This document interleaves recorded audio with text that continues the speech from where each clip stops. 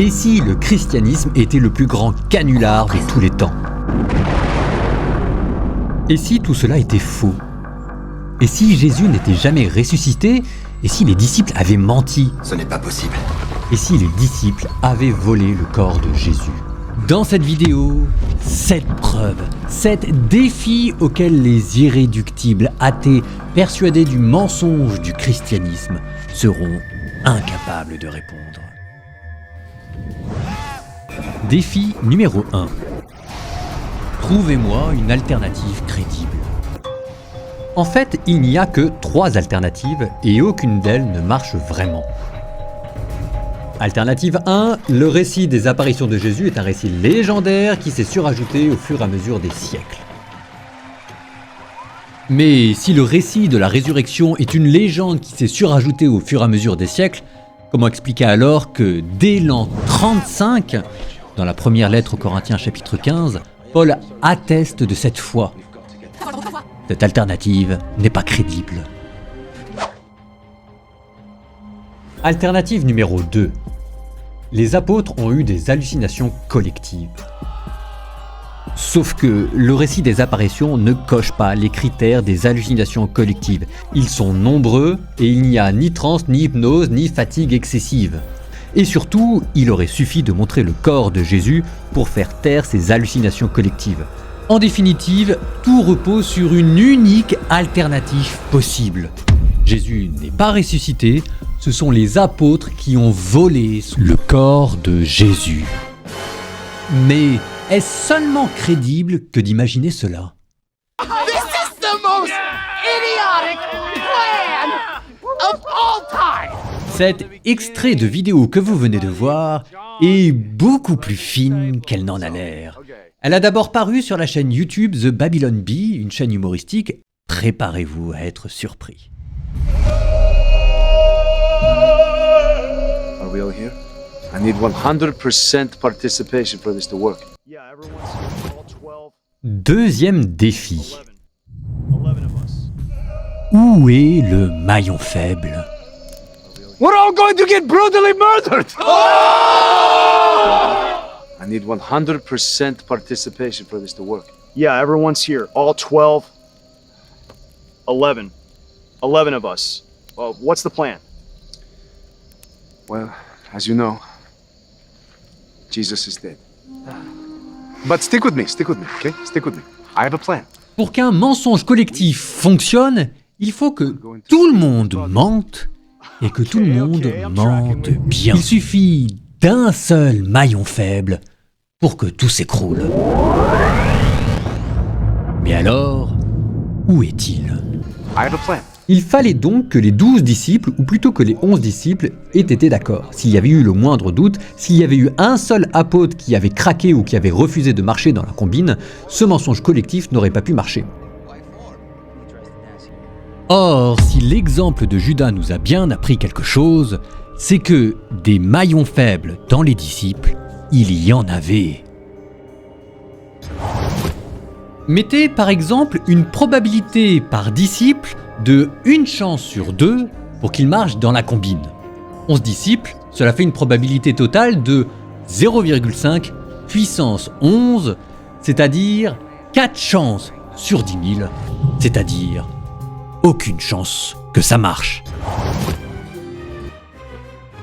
Même dans les dictatures communistes, où il n'était pas censé y avoir des traîtres, il y en avait pourtant. S'il y a bien une chose que l'histoire nous apprend, c'est qu'il ne puisse pas ne pas y avoir des disciples réfractaires. Après tout, cela n'a rien d'étonnant. De la même manière, il y aurait dû y avoir des dissidents chez les apôtres.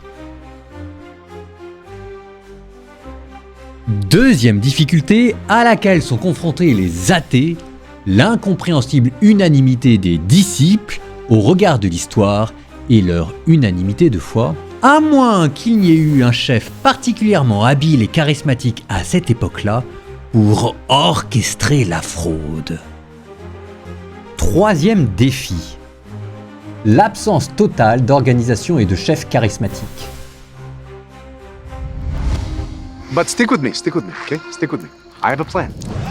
Dans les dictatures soviétiques, il y avait peut-être des dissidents, mais il y avait surtout des chefs tels que Lénine, Staline et des organismes d'État, des polices politiques tels que la Tchéka, transformée plus tard en KGB. Les disciples, eux, ont quoi ? Les disciples ont pour eux une absence totale d'organisation. En ce moment, ils viennent d'être dispersés et sont chacun de leur côté en fuite par peur des Romains et des Juifs. Les disciples ont aussi pour eux un chef particulièrement charismatique dans la personne de Pierre, puisque celui-ci, la journée d'avant, s'est ridiculisé devant le monde entier et a perdu toute crédibilité en reniant par 3 fois de manière publique son maître Jésus. Et ce serait ce même Pierre qui, tout d'un coup, par un génie politique et machiavélique surgi de nulle part, serait capable de monter non pas le casse du siècle, mais le plus grand complot de toute l'histoire de l'humanité. On a volé le corps de Jésus. We are going to steal his body.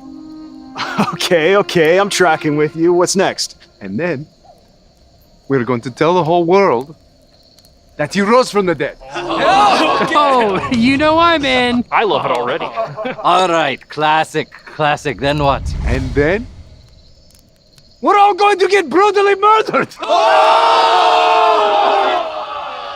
4e défi. Une bande de lâches à convertir. Wait. Come again. Could you go over that last part real quick? We're all going to get brutally murdered. Car ce n'est pas seulement de Pierre dont nous parlons ici, mais de tous les apôtres. Tous étaient des lâches. Tous les apôtres, en effet, avaient été suffisamment lâches pour abandonner Jésus au moment crucial. Certains préférant même s'enfuir nus plutôt que de tomber sous la main des Romains.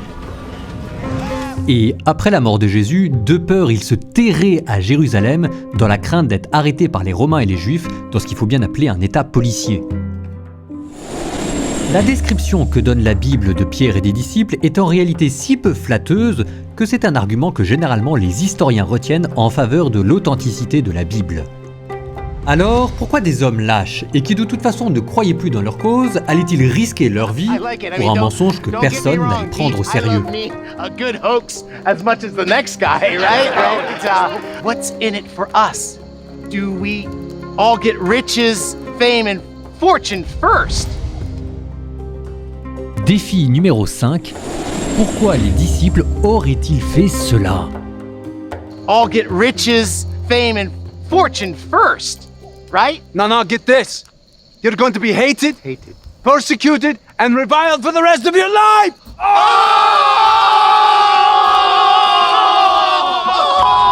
Dans les sociétés secrètes qui tentent d'imposer un ordre de domination mondiale, il faut ou bien une volonté de manipulation, ou bien un intérêt personnel qui explique votre action. Mais dans le cas des disciples, est-on vraiment sûr de cela ? À cause du christianisme, les disciples sont devenus encore plus pauvres et encore plus méprisés. En fait de domination, ils ont tout quitté. Femmes, villes et religions n'ont recherché aucun avantage matériel et politique et ont tous fini morts, torturés ou en exil.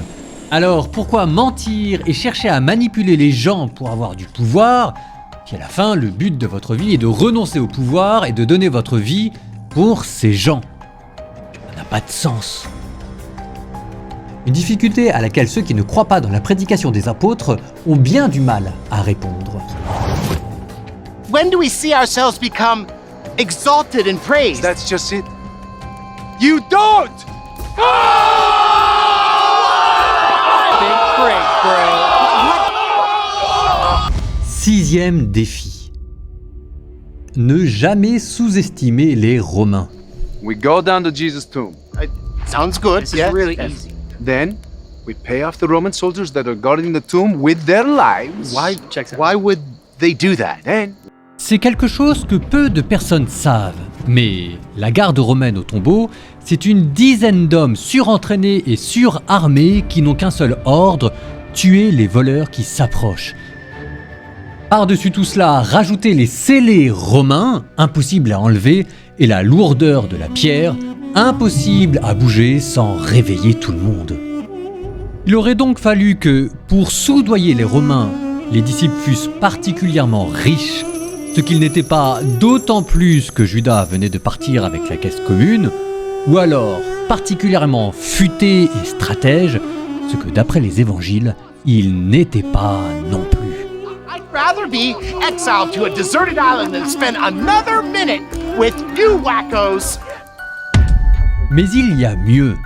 Si l'infraction et le vol que les disciples auraient fait du corps de Jésus-Christ les rendaient passibles de la peine de mort au regard de la loi romaine, comment se fait-il que moins de 50 jours après, on les retrouve prêchant ouvertement dans le temple à Jérusalem et les autorités romaines ne faisant rien?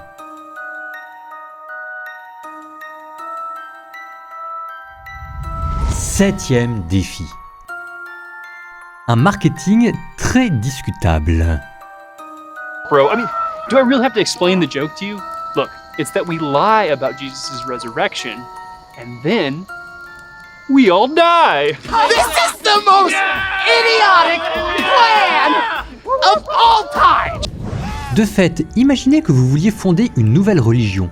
Quel en serait le message central? Que Dieu a ressuscité pour lui donner la victoire un prophète humilié, craché, torturé, maudit? Je ne crois pas, non. Pour un juif, la crucifixion était la preuve que Dieu vous avait maudit. Dieu qui ressuscite un prophète crucifié, pour un juif, c'est un blasphème. Et les blasphémateurs, on les lapide. Mais alors, pourquoi autant de juifs se sont convertis? Ça, c'est pour les juifs. Mais pour les grecs, c'est encore plus simple. La résurrection d'entre les morts, c'est un non-sens. Ça n'existe tout simplement pas. La prédication des apôtres aurait donc dû être un simple bad buzz auquel personne n'aurait dû croire. Si le christianisme était bâti sur un vol et une manipulation, pourquoi aurait-il été en plus bâti sur ce qui, à vue humaine, ressemble à une erreur de stratégie marketing? La résurrection d'un homme crucifié, c'est au mieux une folie, au pire une débilité. Et les apôtres n'auraient pas été traités de manipulateurs, mais de fous. Mais alors, dans ce cas-là, comment expliquer que moins de 3 siècles après, l'Empire romain devenait chrétien? Au total, c'est 7 preuves, ou mieux, c'est 7 défis auxquels les athées sont incapables de se mesurer, pointent le doigt sur quelque chose d'assez précis d'un point de vue historique. Le mystère de la croix. D'un point de vue humain, d'un point de vue historique, le christianisme n'aurait pas dû marcher. Et pourtant, le monde est devenu chrétien. Que s'est-il passé ? Nous ne le saurons jamais, mais le mystère est le lieu où, dans l'histoire, il y a de la place pour la foi, de la place pour l'espérance, de la place pour la charité. Dieu existe et l'amour vaincra. Et en attendant, si ça vous a plu, n'oubliez pas les gestes qui sauvent, abonnez-vous, likez, commentez, et nous remercions toutes les personnes qui nous font un don. Sans vous, cette chaîne n'existerait pas.